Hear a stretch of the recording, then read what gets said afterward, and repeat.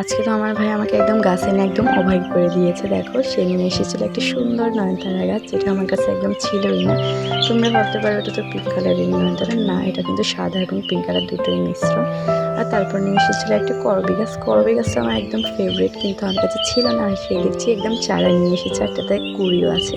তারপর নিয়ে এসেছিল একটা হলুদ কালার হচ্ছে কাটা মুকুট গাছ। এটা হচ্ছে ছোট জাতির কাটা মুকুট, আর একটা হচ্ছে লাল কালারের হচ্ছে একটা বড় জাতের কাটা মুকুট। এই দুইটা আমার ফেভারিট আছে।